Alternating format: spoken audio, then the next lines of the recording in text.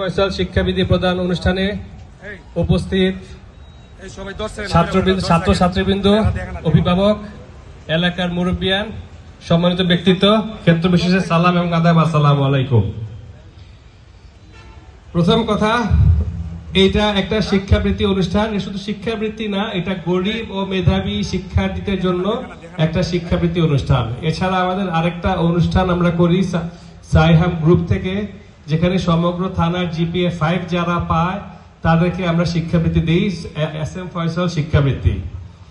এই অনুষ্ঠানটার উদ্দেশ্য হলো, অনেকেই অনেক প্রতিভাবান থাকে, অনেকেরই অনেক যোগ্যতা থাকে, কিন্তু অভাবে, গরিব থাকার জন্য, অভাবের জন্য তাড়নায় তারা তাদের শিক্ষা কার্যক্রম চালায় যেতে পারে নাই। সেই থেকেই আমার আব্বা ফয়সাল সাহেব, আপনাদের ফয়সাল সাহেব, আমার চেয়ে বেশি আপনারা ওনাকে চিনেন, উনি এই স্কিমটা, এই প্রোগ্রামটা চালু করছে, যাতে আমাদের কোমলমতি শিশু সন্তান তোমরা যারা আছো, তোমাদেরকে আমি তুমি করেই বলবো, কারণ তোমরা আমার সন্তান তুল্য, তোমাদের স্বপ্নের পিছনে দৌড়াইতে, স্বপ্নকে বাস্তবায়িত করতে, বাস্তবতা দান করতে যাতে কোনো সমস্যা না হয়, এই থেকেই আমাদের এই অনুষ্ঠানের সূত্রপাত। তো আমি বক্তৃতা দিব না, বক্তৃতা আসলে দিতে আমি এখানে আসি নাই, আমি আসি একটাই সুযোগে।